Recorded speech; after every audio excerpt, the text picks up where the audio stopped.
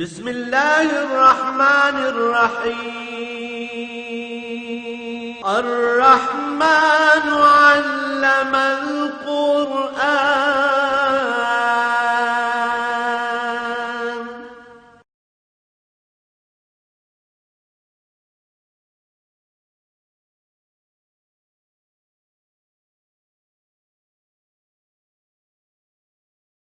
الحمد لله رب العالمين، والصلاة والسلام على حبيبه محمد وآله وصحبه أجمعين.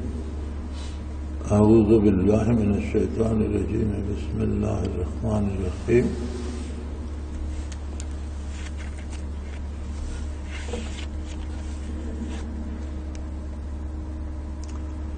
لكن الله يشهد بما أنزل إليك أنزله بعلمه والملائكة يشهدون وكفى بالله شهيدا. إن الذين كفروا وصدوا عن سبيل الله قد ضلوا ضلالا بعيدا. إن الذين كفروا وظلموا ولم يكن الله ليغفر لهم ولا ليهديهم طريقا إلا طريق جهنم خالدين فيها أبدا وكان ذلك على الله يسيرا. اللهم سبحانك لا علم لنا إلا ما علمتنا إنك أنت العليم الحكيم. مولاي صل وسلم دائما أبدا على حبيبك خير الخلق كلهم.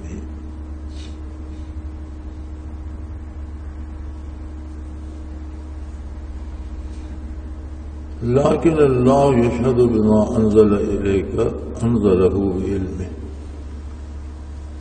اللہ کریم نے یہاں کتاب اللہ کے بارے اور اس وحی کے بارے جو نبی علیہ الصلوۃ والسلام پر نازل ہوئی دو دلیلیں ارشاد فرمائی ہیں. پہلی دلیل تو یہ ہے کہ لیکن اللہ یشہد، اللہ کریم خود اس بات کا گواہ ہے. کسی دوسرے کی گواہی کی ضرورت باقی نہیں رہتی، جس بات پہ خود اللہ کریم اپنی گواہی ثبت فرما دیتے.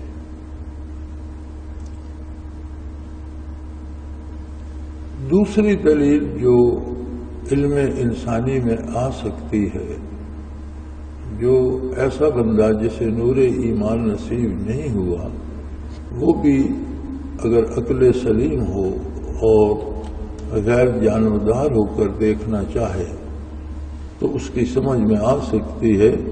فرمایا بما انزل الیک انزلہ بعلمہ، جو کچھ آپ پر نازل کیا گیا اللہ کریم نے اپنے کمال علم سے نازل فرمایا.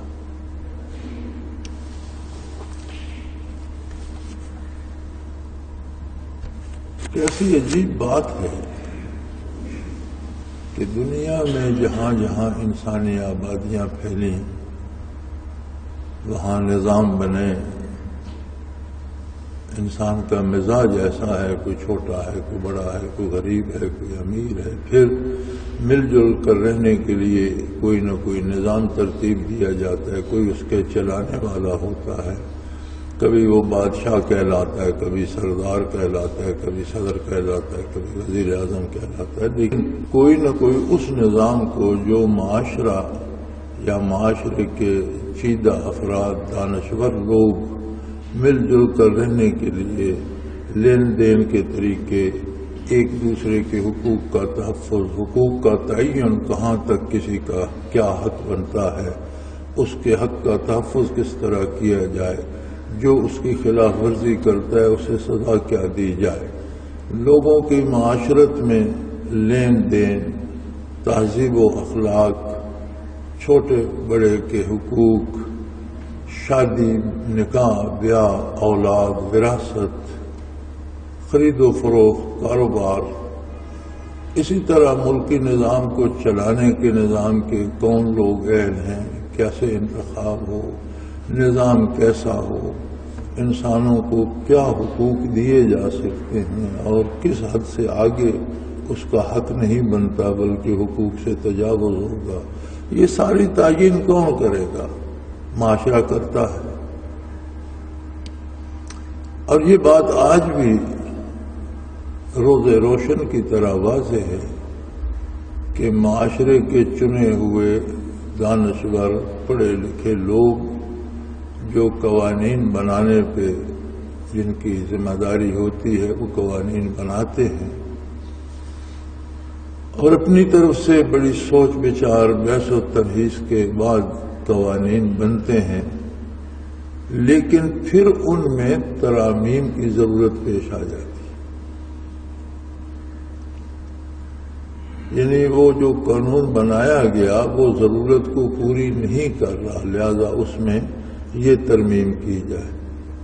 اب اس میں یہ ترمیم صحیح نہیں ہے، اسے ختم کر دیا جائے اور دوسری ترمیم لائی جائے، یا یہ بھی رہنے دو اور ایک اور ترمیم لے آؤ، تو اس طرح سے اس میں ترامیم ہوتی رہتی ہیں۔ یہ اس بات کی دلیل ہے کہ ممالک کے چنے ہوئے دانشوروں نے جو بنائے اصول وہ صحیح نہیں تھے، ان میں کمی تھی، اور یہ آج کی بات نہیں، یہ ازل سے آ رہی ہے۔ یہ صرف انبیاء اور رسل ہیں جن پر وحی الہی آتی ہے، اور جو احکام اللہ کی طرف سے آتے ہیں وہ ناقابل ترمیم ہوتے ہیں، ان میں کوئی کمی بیشی نہیں ہوتی۔ پہلے انبیاء تشریف لائے، آدم علیہ السلام دنیا پہ تشریف لائے تو وہ اکیلے تھے اور خود نبی تھے، ان کی اولاد ہوئی، اولاد بڑی تو اس میں انبیاء تشریف لائے، اور جوں جوں انسانی آبادیاں بڑھتی چلی گئیں اللہ کے نبی اور رسول تشریف لاتے رہے، لیکن تمام نبی مخصوص قوموں کی طرف مبعوث ہوئے، خاص آبادیوں کی طرف مبعوث ہوئے، اور خاص اوقات کے لیے مبعوث ہوئے۔ تو انبیاء کی تعلیمات دو طرح کی تھی، ایک اس میں خبر ہوتی تھی اور دوسرے اس میں احکام ہوتے تھے۔ جہاں تک خبر کا تعلق ہے اس میں تو تبدیلی ناممکن ہے، کیونکہ خبر اگر بدل جائے، ایک کے بعد دوسری خبر آئے اور وہ مختلف ہو تو دونوں سچ نہیں ہوتی، ان میں سے ایک غلط ہوگی۔ تو خبر تھی توحید باری، اللہ واحد ہے، لا شریک ہے، قیامت ہے، آخرت ہے، حساب کتاب ہے، جنت دوزخ ہے، ملائکہ ہے، عرش و کرسی ہے، یہ سارا کچھ جو تھا، مرنے کے بعد حساب کتاب ہے، برزخ ہے، محاسبہ ہوگا، اعمال کا حساب کتاب ہوگا، یہ سارا خبر سے تعلق رکھتا ہے۔ عقائد جو ہیں ان کا تعلق خبر سے ہے، لہذا وہی عقیدہ جو آدم علیہ السلام نے ذات باری کے بارے پیش کیا تھا وہ کم و بیش 1.25 لاکھ نبی اور رسول آئے، سب نے وہی پیش کیا، اور وہی عقیدہ آقا نامدار حضرت محمد رسول اللہ علیہ وسلم نے پیش فرمایا، اس میں تبدیلی کی گنجائش ہی نہیں، خبر تبدیل نہیں ہوتی۔ رہ گئے احکام، احکام لوگوں کی استعداد اور لوگوں کے شعور اور ان کی استعداد کار اور قوت اور موسم اور حالات اور ان کے کردار کے مطابق، انسانی کردار نے بھی احکام کو متاثر کیا اور احکام تبدیل ہوتے رہے۔ بعض قوموں کے بارے قرآن نے خبر دی ہے کہ انہوں نے اللہ کی نافرمانی کی تو ان پر بہت اچھی اچھی بعض چیزیں حرام کر دی گئیں اور ان پر رکاوٹ لگا دی گئی۔ احکام موقع و محل کے مطابق تبدیل ہوتے رہتے ہیں، لیکن یہ تب تھا کہ ایک قوم کی طرف اللہ کا نبی مبعوث ہوا، اس قوم کا زمانہ ختم ہو گیا، دنیا سے اٹھ گئی، ختم ہو گئی، یا رہی تو دوسرا نبی صاحب شریعت مبعوث ہوا، اس میں کچھ احکام بدل گئے کہ حالات بدل گئے، لوگوں کی استعداد کار بدل گئی، شعور بدل گیا، جاننے پڑھنے لکھنے کے حالات بدل گئے، یہ ہوتا رہا۔ لیکن جب حضور اکرم صلی اللہ علیہ وآلہ وسلم مبعوث ہوئے تو آپ کی بعثت ساری انسانیت کے لیے اور سارے زمانوں کے لیے تھی۔ آج بھی نبوت محمد الرسول اللہ صلی اللہ علیہ وسلم کی ہے اور قیامت تک نبوت آپ صلی اللہ علیہ وسلم ہی کی رہے گی۔ اب حضور اکرم صلی اللہ علیہ وسلم پر جو وحی آئی وہ قیامت تک کے لیے طے شدہ ہو گئی۔ اب حضور کے بعد اور وحی ختم ہونے کے بعد اس میں کوئی احکام میں بھی تبدیلی نہیں لائی جا سکتی، یعنی وہ دور بھی گیا۔ یہ اتنا مشکل کام ہے، اتنا مشکل کام ہے کہ جو لوگ اپنے ملک میں رہتے ہیں، قانون بناتے ہیں، وہ دوسرے ملک میں قابل عمل نہیں ہوتے۔ مغرب کے قوانین مشرق میں اور جنوب کے شمال میں قابل عمل نہیں ہوتے، خود ان کے اپنے ملک میں ترمیمیں ہوتی رہتی ہیں۔ تو صحرائے عرب میں بیٹھ کر ایک ایسی ہستی جس نے کسی انسان سے ایک لفظ نہیں سیکھا، کسی عالم سے کوئی جملہ نہیں پڑھا، کسی فرد بشر سے کوئی خبر حاصل نہیں کی، قبل بعثت جس کے مہینوں حرا میں اپنے مالک کا نام لیتے ہوئے گزر جاتے تھے، اس ہستی نے جب دعوی نبوت کیا تو ایمان کی خبر بھی دی۔ وہ خبر وہی تھی، لا الہ الا اللہ، جو آدم علیہ نبینا علیہ الصلوۃ والسلام نے دی، جو پہلے انبیاء اور رسول نے دی، وہی حضور نے دی۔ لیکن مشکل ترین کام یہ تھا کہ عرب کے صحراؤں میں بیٹھ کر پورا نصاب زندگی کا بنایا جائے، جس میں فرد کی حال، اس کی ضروریات، اس کے حقوق کی تعیین ہو، پھر معاشرے کے حقوق کی تعیین ہو، مرد و عورت کے حقوق کی تعیین ہو، وراثت کا قانون ہو، خرید و فروخت کا قانون ہو، فوجداری اور دیوانی جھگڑوں اور مقدموں کا قانون ہو، سیاست کے اصول طے کیے جائیں، حکومت اور بادشاہت کرنے کا طریق ہو، جنگ اور صلح کے ضابطے مقرر کر دیے جائیں، کس سے جنگ کی جا سکتی ہے، کس حد تک کی جا سکتی ہے، کہاں پر صلح کی جائے گی اور کس سے تعاون کرنا ہے، یعنی پوری زندگی کا، اور ایک فرد کے لیے یا ایک ملک کے لیے یا ایک قوم کے لیے نہیں، روئے زمین کے لیے بندے کا تعلق رب العالمین سے کیسا ہوگا، اس کا عقیدہ کیا ہو، عبادات وہ کیسے کرے، اس پر فرض کیا ہے، اس میں سنن کیا ہے، نوافل کیا ہے، اس میں واجبات کیا ہیں اور مستحبات کیا ہیں، پوری زندگی بالغ ہونے سے لے کر دم واپسی تک روح زمین کی مخلوق کو کیا کرنا ہے، ایسا متوازن قانون بنایا جائے جس میں ہر ملک میں، ہر موسم میں، ہر حال میں عمل کرنا ممکن ہو۔ یہ معمولی کام نہیں ہے اور یہ مخلوق کے کرنے کا کام نہیں ہے، یہ وہی کر سکتا ہے جس نے مخلوق کو پیدا کیا، مخلوق کو ضروریات دی، تکمیل ضروریات کی اسباب و وسائل دیے، اور جس ہستی نے انسان کو خواہشات دی، اس کی تکمیل کے ذرائع دیے، وہی ان کا مناسب طریقہ کار بھی وضع فرما سکتا ہے۔ لہذا فرمایا، اور دیکھ لیں 1400 سال سے جن خوش نصیبوں کو نور ایمان نصیب ہوتا ہے، وہ دنیا کے ایک سرے سے دوسرے سرے تک، ان کے لباس مختلف ہیں، زبانیں مادری ان کی یا علاقائی یا ملکی مختلف ہیں، کھانے مختلف ہیں، مزاج مختلف ہیں، قد کاٹ مختلف ہیں، رنگ مختلف ہیں، لیکن اذان وہی کہیں گے جو حرم بیت اللہ میں ہوتی ہے۔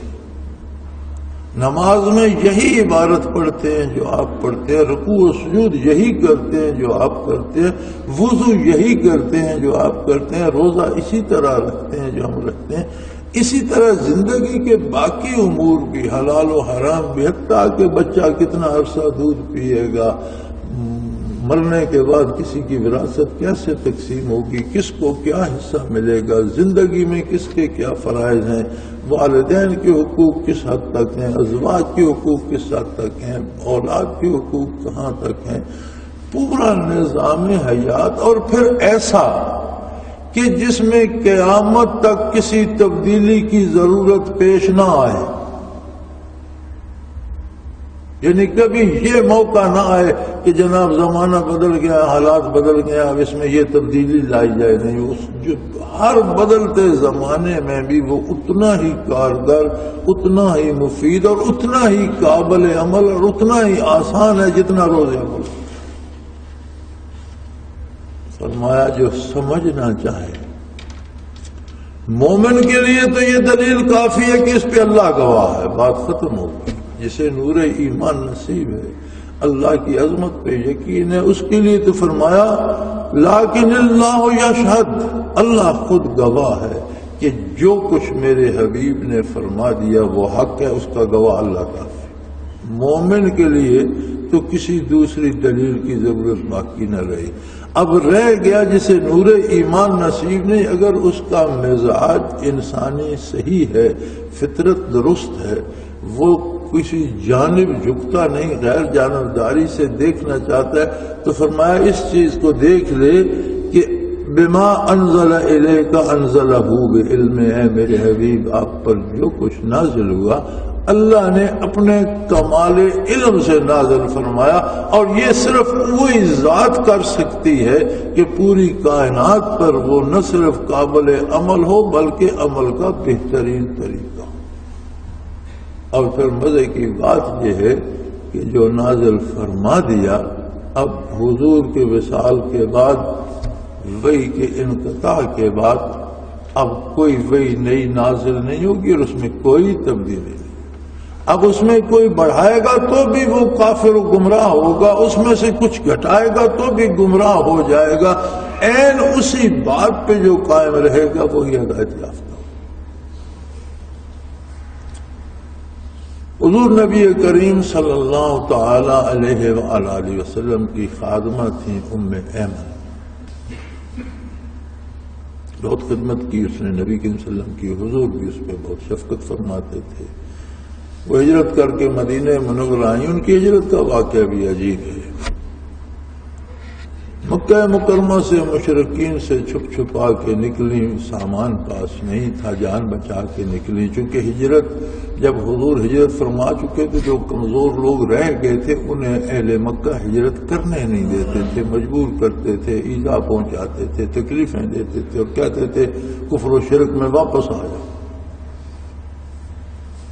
تو وہ کہیں چھپ چھپا کر نکل آئے مکہ مکرمہ سے، تو مدینہ منورہ کافی دور تھا، راستے میں گرمی ہوئی، دھوپ نکلی، رات کو کہیں نکلی، جب دوپہر ہوئی سورج تپا، پانی پاس نہیں تھا، راستے میں کوئی کنواں چشمہ بھی نہ ملا، تو پیاس سے بے حال ہو گئی اور بہت زیادہ پیاس لگی۔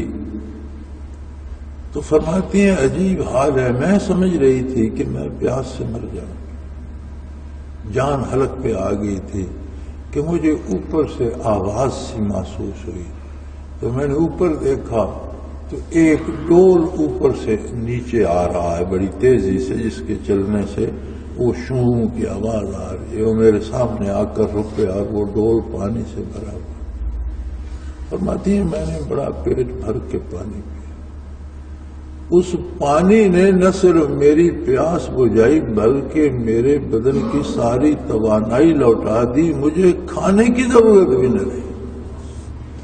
اور پھر جتنا عرصہ زندہ رہیں، بہت بزرگ ہو کر کافی عمر پا کر دنیا سے رخصت ہوئی، حضور کے وصال کے بعد زندہ تھیں، اور جب ضعیف ہو گئی تھی مدینہ منورہ میں، تو نبی کریم صلی اللہ علیہ وسلم ان پہ اتنے مہربان تھے کہ ان کے گھر ملنے تشریف لے جایا کرتے تھے، کہ وہ چلنے سے معذور تھیں، ضعیفہ تھیں، تو خود حضور رحمت عالم صلی اللہ علیہ وسلم رحمت للعالمین ان کے غریب خانے پہ جلوہ افروز ہوا کرتے تھے، ان کی خیریت پوچھنے۔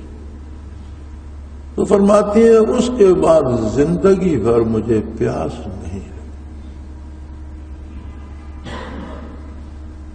تو وصال نبوی کے بعد سیدنا ابوبکر صدیق رضی اللہ عنہ نے جب سریرائے خلافت تھے، ایک دن حضرت فاروق اعظم رضی اللہ عنہ سے کہا کہ بھائی حضور تشریف لے جایا کرتے تھے ام ایمن کی خیریت پوچھنے، آؤ ہم اس سنت پہ عمل کر لیں۔ تو دونوں ہستیاں مل کر ام ایمن رضی اللہ تعالی عنہا کے گھر تشریف لے گئے۔ ضعیفہ تھیں بہت، سلام کیا تو وہ روئیں اور بے پناہ روئیں، بہت زیادہ روئیں، بہت زیادہ روئیں۔ سیدنا ابوبکر صدیق رضی اللہ عنہ نے فرمایا، تسلی دیتے ہوئے فرمایا کہ ام ایمن اتنا کیوں رو رہی ہو؟ نبی کریم صلی اللہ علیہ وسلم ہم سے جدا تو نہیں ہوئے، دور تو نہیں چلے گئے، حضور کو ہم سے دور تو نہیں چلے گئے، تو آپ اتنا کیوں رو رہی ہیں؟ انہوں نے آنسو پوچھتے ہوئے فرمایا کہ حضور تو دور نہیں گئے، میں تو اس لیے رو رہی ہوں کہ آسمانوں سے وحی کا آنا بند ہو گیا۔ کیا زمانہ تھا کہ ہم بات پوچھتے تھے، سوال کرتے تھے حضور اکرم صلی اللہ علیہ وسلم پر، اور ہمیں اللہ کریم جواب دیتا تھا اور وحی آ جاتی تھی۔ یعنی عجیب بات ہے کہ ہم ادنا سی مخلوق ہیں اللہ کے، اور ہماری کیا حیثیت ہے، لیکن ہمیں اللہ کے نبی نے کن عظمتوں پہ پہنچا دیا کہ ہم سوال پیش کرتے تھے خدمت علی میں، بات ہم حضور سے کرتے تھے، جب سوال پیش کرتے تھے تو جواب عطا فرماتا تھا اللہ رب العزت۔ تو میں اس لیے رو رہی ہوں کہ اب دنیا میں کوئی ایسا بندہ نہیں ہوگا جو سوال کرے اور اسے جواب اللہ دے۔ یہ موج محمد الرسول اللہ کے ساتھ تھی، وہی منقطع ہو گئی، اب کوئی نیا حکم آسمان سے نازل نہیں ہوگا، اور زمین پر کوئی ایسی ہستی نہیں ہے جو حضور کے دیے احکام میں کمی یا بیشی کرے۔ کمی کرنے والا بھی گمراہ ہو جائے گا، بیشی کرنے والا بھی گمراہ ہو۔ سو فرمایا میرے حبیب، جو کچھ آپ نے نظام حیات دیا ہے عقیدے، عبادات اور اعمال کا، اس سے میں گواہ ہوں، میں نے عطا کیا۔ اس کا میرے ساتھ ایمان جسے نصیب نہیں ہے، اگر اس میں عقل ہے اور اس کا دماغ صحیح ہے، عقل سلیم ہے، تو پھر وہ یہ دیکھ لے کہ میں نے اپنے کمال علم سے نازل فرمایا ہے، اور عرب کے صحراؤں میں بیٹھ کر اللہ کے حبیب نے وہ قانون دیا ہے جو قیامت تک قابل عمل ہی نہیں، آسان ترین ہے اور اللہ کو پسند ہے۔ دیکھیں، جب بندہ بیمار ہوتا ہے نا، آپ اسے بہت اچھی غذا بنا کر دیں، اب اسے تپے مور کا ہے، اس کے اندر فاسد مادے کھول رہے ہیں، ان کی تپش سے وہ جل رہا ہے، اس سے اس کا منہ بھی کڑوا ہو جاتا ہے۔ آپ اسے شربت پلائیں، وہ کہتا ہے یہ کڑوا ہے۔ بھئی کڑواہٹ تمہارے منہ میں ہے، شربت تو میٹھا ہے۔ کھانا دیں، وہ کہتا ہے یہ بڑا تلخ ہے، مجھے کڑوا لگ رہا ہے۔ بھئی کڑواہٹ تمہارے منہ میں ہے، تمہارے اندر فاسد مادے ہیں، اس لیے تمہیں کڑوا لگ رہا ہے، یہ تو بڑا لذیذ کھانا ہے۔ اسی طرح آج ہمارے برائے نام مسلمان بھی بعض دانشور اور بعض حکمران، بعض وہ لوگ جن کے پاس اقتدار ہے اور بعض وہ لوگ جو اپنی عقل پہ نازاں ہیں اور دانشور کہلاتے، وہ کہتے ہیں جی یہ قرآن کی باتیں اور شریعت کی باتیں، اور یہ تو پرانی 1400 سال پرانی باتیں ہیں، اب اس زمانے میں اس دور میں ان پر عمل کیسے ہو سکتا؟ اور عجیب بات ہمارے ٹیلی ویژن پہ ہو رہا تھا، بات ہو رہی تھی، پتہ نہیں کس چینل پہ تھی، مجھے یاد نہیں، مجھے چینل یاد بھی نہیں ہوتے اور میرے پاس فرصت بھی نہیں ہوتی، کوئی تھوڑی دیر جو بیٹھتا ہوں تو چلو کوئی خبر یا کوئی ان کا مذاکرہ سن لیں۔ تو وہ نئے سال کی خوشی منانے پہ بات کر رہے تھے کہ نئے سال کی خوشی منانے، تو ایک گروپ تھا کہ بڑے دانشور تھے۔ ہمارے ہاں دانشور ہونے کی دلیل یہ ہے کہ اس کی بھویں بڑھ جائیں اور سر گنجا ہو جائے، داڑھی منی ہو، منہ میں دانت کوئی نہ رہے، وہ دانشور ہو جاتا ہے۔ تو اس طرح کے پوپلے منہ والے ایک دو بیٹھے تھے، وہ بڑا زور لگا رہے تھے کہ جی ناچ گانا ہونا چاہیے نئے سال کی آمد پر اور خوشی منانی چاہیے. اور دوسرے کچھ روکنے والے بھی تھے، وہ کہہ رہے تھے یار نئے سال کی آمد پہ خوشی منانی ہے تو اس کو کوئی طریقہ ہے، مسجد میں چلے جاؤ، جو گزرا ہے سال اس کی خطاؤں کی معافی مانگو، جو نیا آیا ہے اس کے لیے نیکی کی توفیق مانگو. یہ کون سا طریقہ ہے کہ دم مچا دو؟ تو اس پہ وہ کافی خفا ہو رہے تھے کہ جسے مسجد میں جانا ہے جائے، لیکن جو ڈانس کرنا چاہتا ہے اسے تو اجازت ہونی چاہیے ڈانس کرے. دنیا میں فلاں ملک میں فلاں ملک میں فلاں ملک میں ڈانس ہوتا ہے. تو جو وہ ہمارا تھا ٹی وی کا اینکر پرسن جو تھا وہ کہہ رہا تھا کہ آپ چاہتے ہو کہ ہم دوسری قوموں کی طرح ہوائی جہاز بنائیں، ہم دوسری قوموں کی طرح ترقی کریں، ان کی طرح مشینیں، ان کی طرح گھر، ان کی طرح سہولتیں ہوں، ان کی جیسی سڑکیں ہوں. تو وہ تو ڈانس کرتے ہیں، آپ بھی ڈانس کریں. تو وہ ڈانس کرتے ہیں تو جہاز بنا لیتے ہیں، آپ بھی ڈانس کریں تو آپ بھی جہاز بنا لیں. میں نے کہا آپ کون؟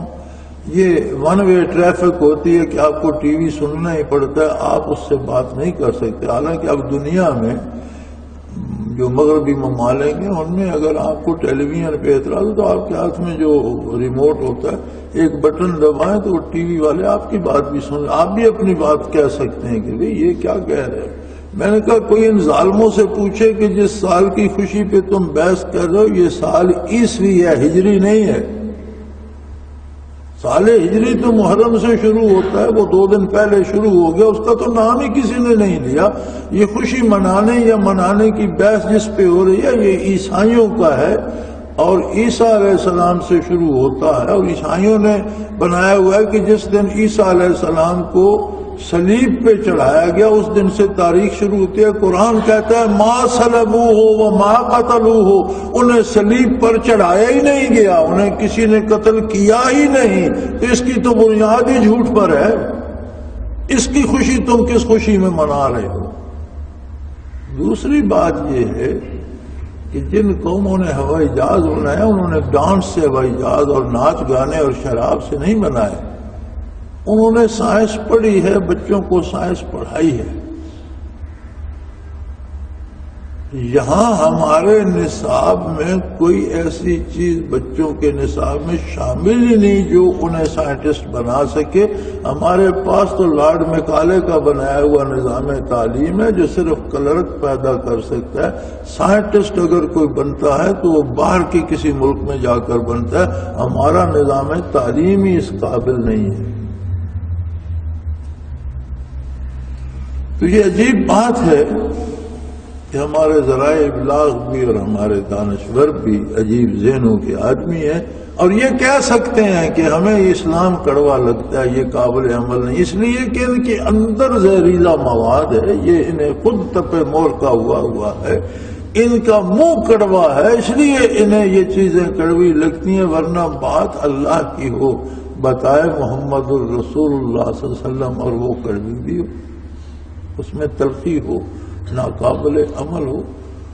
اور اس پر انہیں ناز بھی ہے کہ ہم مسلمان ہیں اور لڑتے ہیں حکومت اور اقتدار کے لیے اور لوٹتے ہیں غریبوں کو، اور جب مر جاتے ہیں تو پھر کہتے ہیں ہم شہید ہو گئے. یعنی دورے مزے ہیں انہیں. لوٹتے بھی یہی ہیں، غریبوں کو رسوا بھی یہی کرتے ہیں، لوگوں کا مال بھی لوٹتے ہیں، عزتیں بھی لوٹتے ہیں، اور دنیا کے باہر کے ممالک کے بینک بھرے ہوئے ہیں دولت سے. یہاں سے لوٹ کر لے گئے، یہاں بجلی ختم، پانی ختم، آٹا ختم، دال ختم، غریب مر رہا ہے اور ان کے کھربوں ڈالر پڑے ہیں باہر کے بینکوں میں. اور لوٹ مار کر کے جب آپس میں اقتدار کی رسا کشی میں مارے جاتے ہیں تو کہتے ہیں ہم شہید ہو گئے. چلو تمہارے تو دونوں جہان بن گئے بھائی، مارے تو غریب گئے، اس جہان میں بھی بھوکے پیاسے رہے اور آخرت بھی تم نے لوٹ لی، جنت بھی تمہارے ہاتھوں میں ہوگی، شہداء تم ہوگے، تو پھر وہاں ہمارا کیا بنے گا؟ غریب کو کون، وہاں بھی تم یہی لوٹو گے. میاں اللہ کی بادشاہی میں اندھیر نہیں ہے، وہاں تو ایک ایک ذرے کا حساب ہوگا، ایک ایک سانس کی آمد و شد کا حساب ہوگا، ایک ایک بات پوچھی جائے گی اور اس کے مطابق فیصلہ ہوگا. ہمیں بھی وہیں جانا ہے، جا کے دیکھیں گے تمہاری شہادت کا تماشا. یہاں دنیا میں تم کہتے ہو کہ اسلام کی سزائیں وحشیانہ ہیں، مرتے ہو تو شہید ہو جاتے ہیں. یہ کلمے وہاں لکھے ہوئے تم سے پہلے پہنچ چکے. کرامن کاتبین نے لکھ لیے، ہوا لکھ لیتی ہے یار، فضا لکھ لیتی. اب تو سائنس اس بات کی کوشش کر رہی ہے کہ صدیوں پہلے جو آواز کسی کے منہ سے نکلی تھی اسے واپس لایا جائے، اسے ریکارڈ کیا جائے. یعنی وہ آواز ختم نہیں ہوتی، فضائے گردوں میں وہ موجود رہتی ہے، زمین و آسمان کی فضا میں موجود رہتی ہے. اور اب سائنس یہ کوشش کر رہی ہے کہ جس طرح اب میں بات کر رہا ہوں تو یہ ریکارڈ ہو رہی ہے، اس طرح سے جو پہلے لوگ چلے گئے دنیا سے اور انہوں نے جو باتیں کی فضا سے ان کو ریکارڈ کیا جائے. اب اس پہ کام ہو رہا ہے. تو اگر تم فضا سے ریکارڈ کر سکتے ہو تو وہ جس نے فضائیں تخلیق کی ہیں یہ تو اس کا دفتر ہے، اس کے پاس تو موجود ہے. سو فرمایا اللہ کی گواہی کافی ہے. اور پھر جو عقل سے سمجھنا چاہے وہ اس بات کو سمجھے کہ ایک ایسا نظام جو ساری انسانیت کے لیے اور سارے زمانوں کے لیے یہ دینا، یہ اللہ کی وحی ہو سکتی ہے. والملائکۃ یشہدون، اور اللہ کے فرشتے بھی اس بات پہ گواہ ہیں کہ یہ حق ہے. وکفا باللہ شہیدا، اور فرمایا اللہ کی گواہی کے بعد کسی کی گواہی کی ضرورت بھی باقی نہیں. اللہ کی شہادت اور اللہ کی گواہی کافی ہے. لیکن اگر کسی کی اس سے تسلی نہیں ہوئی اور وہ کفر کرتا ہے، انکار کرتا ہے، تعلیمات اسلام کو ٹھکرا دیتا ہے، دو چیزیں ہوتی ہیں. ایک ہے کہ ہم سمجھتے ہیں کہ جو کچھ اللہ و اللہ کے رسول نے فرمایا وہ حق ہے، ہم نے عمل اس کے خلاف کیے تو یہ گناہ ہے. حق وہ ہے، جو میں نے کیا یہ غلط ہے، یہ گناہ ہے. اس سے توبہ بھی نصیب ہو سکتی ہے، اللہ معاف بھی فرما سکتا. یہ کہنا کہ اللہ اللہ کے رسول نے جو فرمایا وہ ناقابل عمل ہے یا وہ غلط ہے، ایک ہی معنی ہے. آپ کہہ دیں کہ یہ ناقابل عمل ہے یا آپ کہہ دیں یہ غلط ہے، ایک ہی معنی ہے. یہ کہنا صریح کفر ہے.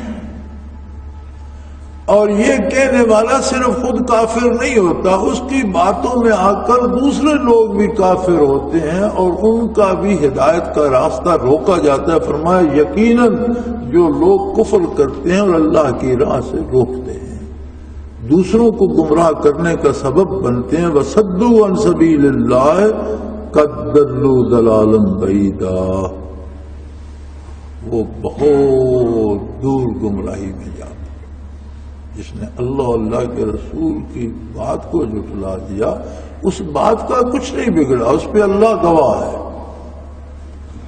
اس کے دلائل عقلی اور نقلی ہر طرح کے موجود ہیں، لیکن انکار کرنے والا دور، بہت ہی دور، حق سے بہت دور چلا گیا اور بہت بڑی گمراہی میں مبتلا ہو گیا. اللہ اپنی پناہ اور حفظ و امان میں رکھے. وآخر دعوانا ان الحمدللہ رب العالمین. اللہ اللہ اللہ اللہ اللہ اللہ اللہ اللہ.